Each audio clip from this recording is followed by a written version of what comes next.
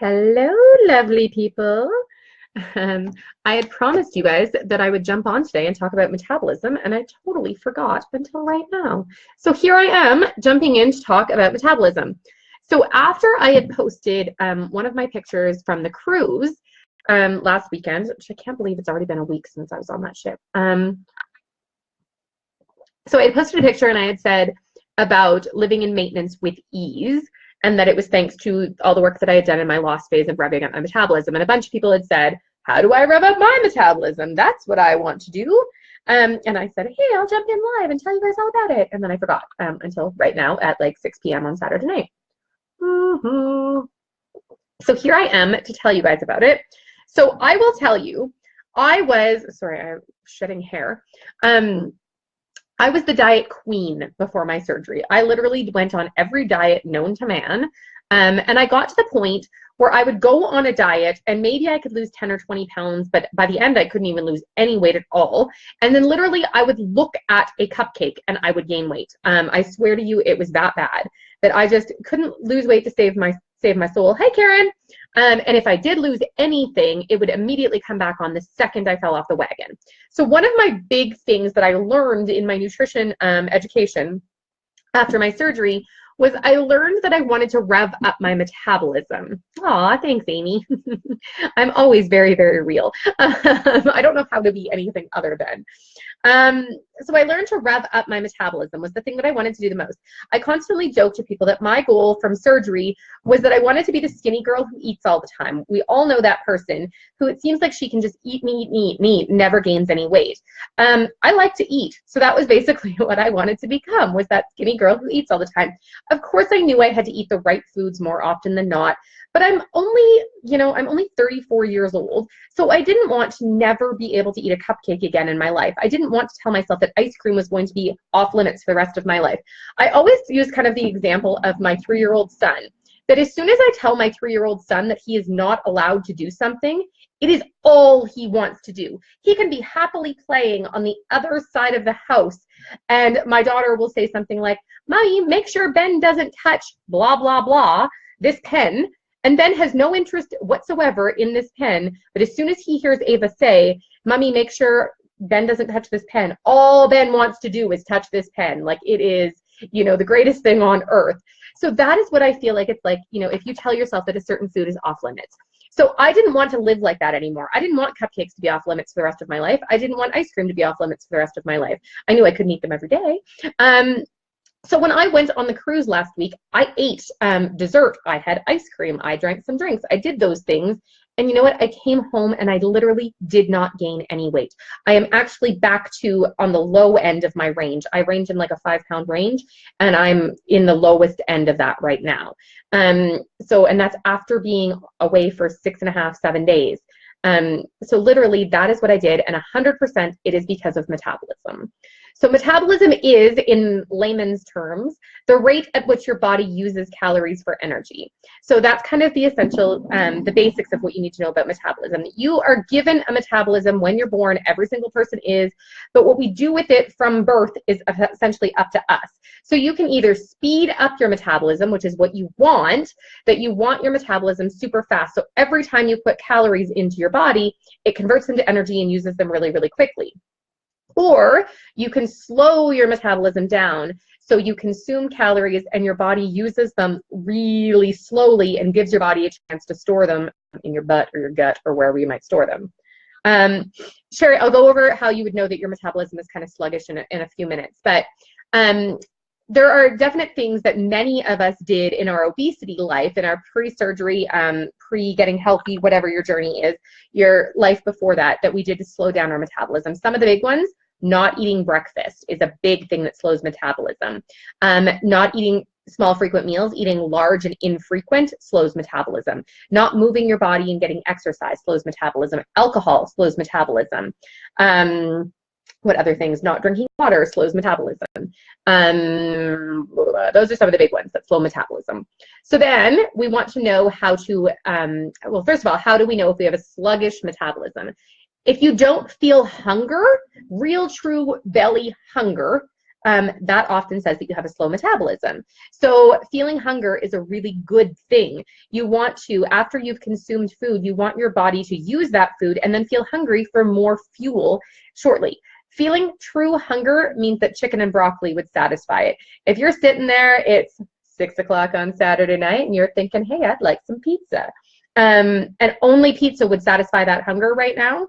That is not true hunger. That is not metabolism working. But you know your metabolism is kicked in. If every 2 to 3 hours you should be feeling hunger is what you really want for optimal metabolism. That's where that small frequent meals comes in. And that's why in the bariatric world, them giving us a tiny tummy works really well because we can't fill it super full. We can only put so much food in. So our body only has this much food to work with, and then it needs to use that food, and then we can give it more.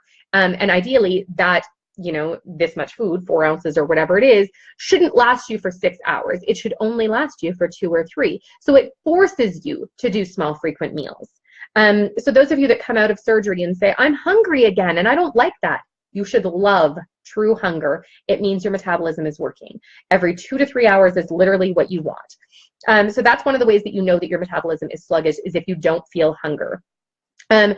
Energy is another huge one. If you're feeling run down, exhausted, whatever all the time, that's a sign that your metabolism is not working very well because your body's not converting those calories to energy.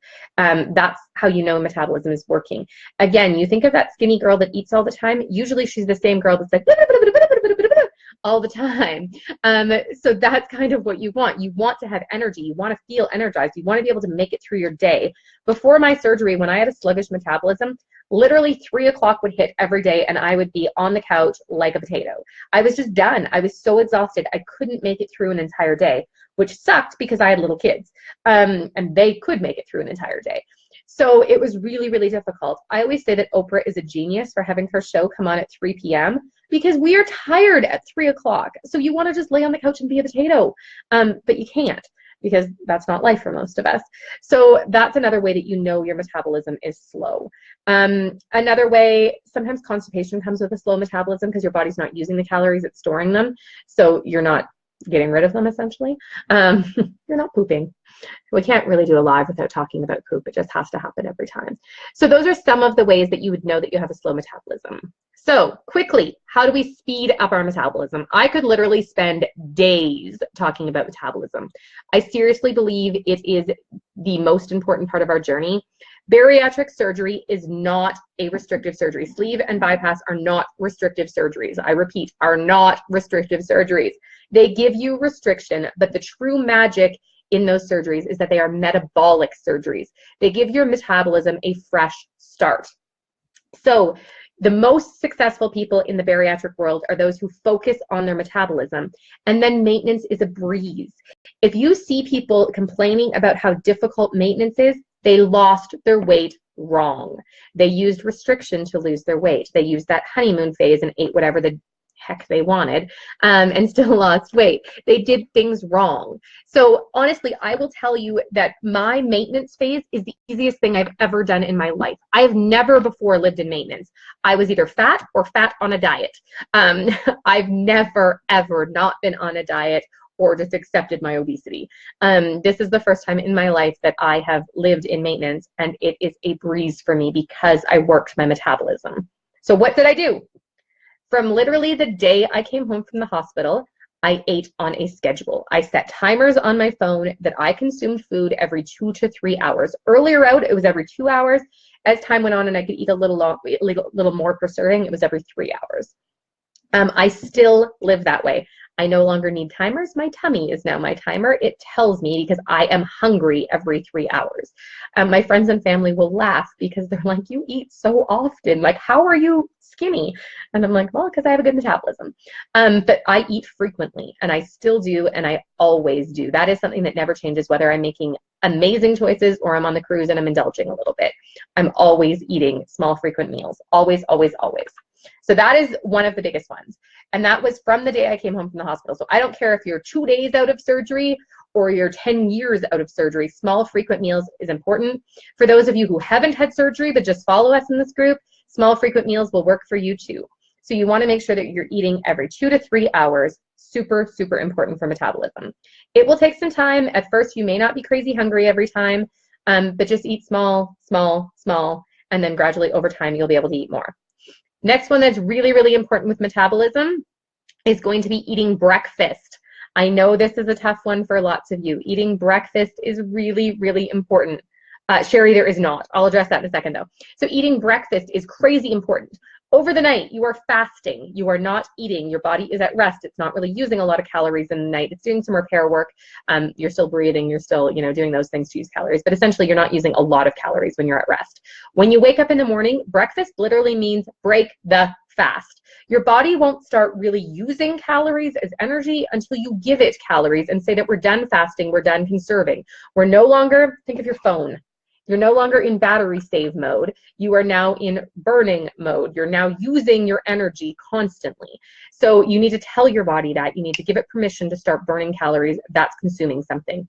It does not have to be anything crazy. It can be something like an energy ball, a piece of fruit, a protein shake, some protein coffee. There was a chat yesterday in, I think it was in the exclusive group, about bulletproof coffee. Some people consume that. Whatever you want to consume, it just needs to be calories. Your body doesn't care if it's protein, if it's fat, if it's carbs. It doesn't matter. I personally choose to do more carbs in the morning. Usually I like to carb load my day. So I put my carbs at the front of the day where I use the most energy. And then I eat less and less carbs as my day goes on. That's kind of what I tend to do for the most part.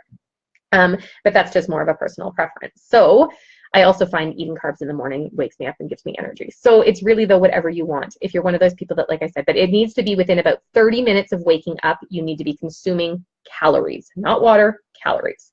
Make sense? All right. Sherry just asked, is there a certain time you stop at night? No. I am frequently found eating in my bed at night. It's like 11 o'clock at night. I'm getting ready for bed and I'm like, ooh, I'm a little hungry right now. And I will literally go get a snack and eat in bed. I know, so sexy, right? But yes, I am that person that will eat till any time at night. When I eat late at night, I try to make it super protein focused so that my body is using the protein to recover at night and not carb focused, because like I said, your carbs are your energy. And if I'm not using energy at night, then I don't need the carbs. So I tend to do protein focused. Your body also stays full for longer with protein. When I was early out from my surgery, I used to wake up in the night hungry. If I woke in the night hungry, I would sometimes go get a snack at 3 a.m. if I needed it. Now, my tummy gets very angry if it's hungry, and I sometimes can't fall back asleep. So if I go to bed hungry, bedtime beef jerky, I love it, Shannon. If I go to bed hungry, I won't sleep. So I won't do it. That if I'm hungry, I eat. I really, really listen to my body. It's something that I've gotten really good at. If it's true hunger, I eat. I just try to make really smart choices before bed. If you eat junky stuff before bed, I find I either don't sleep real well or awesome, Nancy. That's perfect. Nancy said she eats cottage cheese with protein powder and berries with granola. That's an amazing snack. So whatever you eat, but literally there's no time at night that I stop. I eat when I'm hungry. Movement is another really great way to rev up your metabolism. It doesn't have to be any certain kind of exercise, any certain kind of fitness plan. Lindsay Hack has a whole bunch of different movement stuff that you guys can do. I think it's like 99 movements to love. I always say the wrong number, but it's some amount of movements to love. It's literally just moving your body. Moving your body is using calories. So as soon as your body's using calories, then it needs more. So it's like, oh, you used all that energy that you gave us. Please give us more. Oh, now you've used that energy again. Please give us more. So over time, your body just learns that, okay, we're using this energy, so now we need more. We're using this energy, so now we need more. And you start to rev up that metabolism and make it happen faster.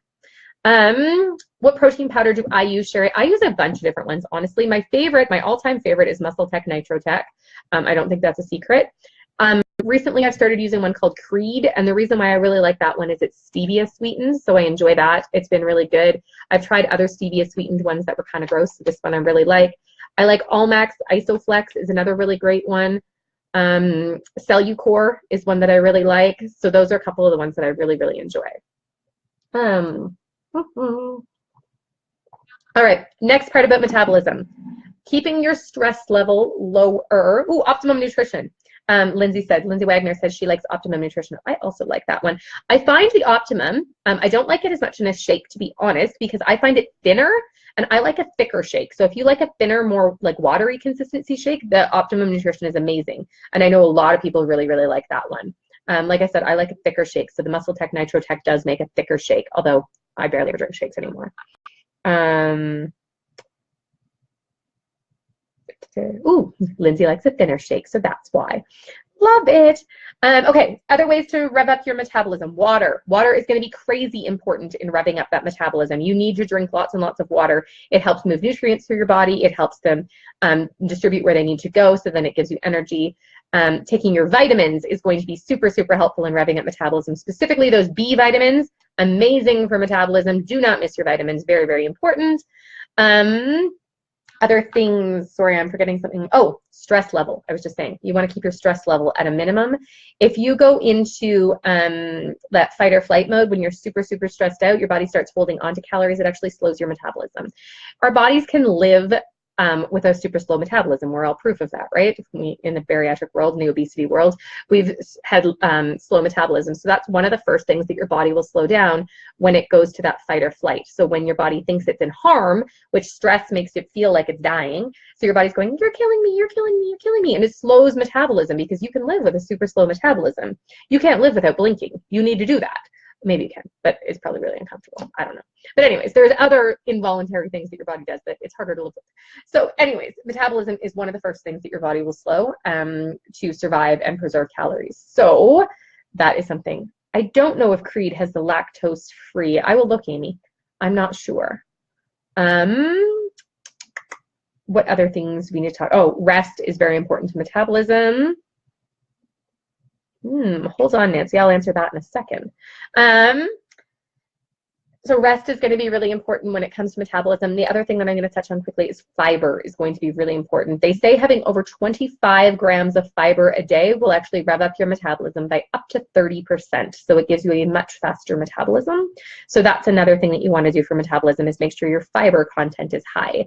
Nancy says, once you're in maintenance, how do you get losing weight again? You focus on metabolism is going to be my easy answer. You go back to the basics. You make sure you're consuming enough calories, but not too many calories, which is, you know, kind of one of those things that's a little difficult. And you make sure that you're focusing on all these metabolic things. So the small, frequent meals, the proper foods, which you want to focus on your lean and your green. Your lean proteins and your green veggies is what your metabolism is really going to like, or both of those things. So you want to focus on those, and it's going to be really helpful for metabolism.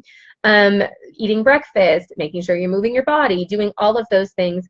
Those are the things that the ladies in the group that are several years out and have been either had some regain or have been living in that maintenance where they didn't want to be maintaining for quite some time. These are the habits that we get them doing that we've got them losing again. There's several of them in the group, but all of them, that these are the things that they do, and they seem to be really, really working for them. So it seems to work for people several years out and people that are new after surgery, but really focusing on that metabolism. Even if you are 10 years out from your surgery, we can rev that metabolism back up. Even if you've never had surgery and you're 50 years old, we can make your metabolism faster. There are things that work against us. Women tend to have slower metabolisms than men. It just tends to be a genetic thing. If everybody in your family struggles with obesity, you probably were genetically dispositioned with a slower metabolism. So you do have that working against you. Sometimes it's a little bit of like habits and stuff that happen in our family. Nancy, I was just saying, it doesn't matter if you have a metabolism of that age, you're the same. So the genetic part of metabolism can definitely play into it. You can also, age plays against us, but that is something that does play against us. So that 50 word, I'm sorry, ladies and gents. But as you get older, your metabolism does naturally slow. It happens actually pretty young. It happens between 30 and 35. Your metabolism starts slowing, and it naturally slows every year after that. So those of you that have had surgery and are slightly older, you guys are already at a tiny disadvantage. You may notice that those people in their 50s and 60s, you guys do lose a little bit slower, and that's just your age. That there's really, even though your metabolism is brand new and fresh, your body is still at that age, so your metabolism picks that up. So you do have a couple things that do work against you a little bit, and that's totally normal. It doesn't mean that you can't do it. It just means you have to work a little harder. Those that are like 18 and 20 and have surgery, it's a breeze. So they can definitely lose it. Those that have not had surgery, again, you can do all of these. No dead metabolism, Shannon. You're good. It can still rev up. It just takes a little more effort. So If you haven't had surgery, though, you can use all of these same principles to rev up your metabolism. But those that have had surgery got a brand new metabolism at their surgery. So like I said, even if you're 10 years out from your surgery, your metabolism is essentially only 10, basically, give or take, based on your age and genetics and blah, blah, blah. But you essentially have a much newer metabolism than you did before your surgery, regardless of age. So those are some of the things to do to rev up metabolism. Melissa, it's hard to know how much to eat, honestly, but what I usually suggest as a starting point for people who have had surgery is if you feel like you can eat till no end and you never get full, 3 to 4 ounces of lean protein and fill with veggies. Also remember that you do not need to feel that full feeling. 3 to 4, we're so conditioned that we need to feel full, and you actually don't. Your body doesn't care if it feels full. If you eat 3 to 4 ounces of lean protein, yes, Nancy, lean meat is going to be your turkey, chicken, your lean beef, and your fish are going to be your lean meats. And then fill with veggies. And honestly, I typically do not eat like rice or potatoes or any of those things. I do lean meat and veggies is my meal go-to. And then for my snacks, it's whatever snack thing I'm having and then fruit. So if I'm doing an energy ball, and I remember a time when 1 energy ball would fill me, now I could probably eat 18 energy balls and be fine. But now I do 1 energy ball and then I do a bunch of berries as my snack. So that will be my snack. I'll do cottage cheese with salsa. I'll do Greek yogurt with protein in it. So that kind of thing. And I still, at 2+ years post-op, I still weigh and measure everything I consume. So I just find that keeps me on track. Because Melissa, I don't know if I could eat a lot more than that too. I might be able to, but I just don't even give myself the chance. I just weigh and measure everything. So I put my 3 to 4 ounces of protein on my plate, depending on what it is, and then I fill with vegetables. Jamie, the resets work amazing for resetting your metabolism. They are done with all of the principles that I've talked about in this live, as well as a bunch of foods. And you can Google for a list, or I do have a list that I can post as well on foods to rev up your metabolism. I also have a list of high fiber foods that exist somewhere. They might already be in the group, I'll look, but both of those things will help. So the resets were designed with those foods in mind specifically. They also don't have things like dairy, which slows metabolism. Alcohol slows metabolism like crazy, so you want to avoid that. Those little squirty things and artificial sweeteners slow metabolism. So all of those kind of things you want to try to avoid. But the resets, the 3-day reset that is free, or the 7-day reset that actually includes 5 resets in total on it, it includes all of that. So, ooh, Sherry, let me double check that. I will double check that as soon as we're done. So yeah, that is a little bit on revving up that metabolism. I hope that was helpful for you guys. And if you have any other questions, post in the group or send me a message with some questions, and I'm happy to help. And now I'm going to go make some meal plans for the March exclusive. Woo-hoo! Make sure too that you join mine and Lindsay's Berry Bash group. That Lindsay and I have another Berry Bash on the 27th of this month. So the 27th of February, and we have a massive announcement at the end of it. So I will talk to you guys later. Have a good night. Bye.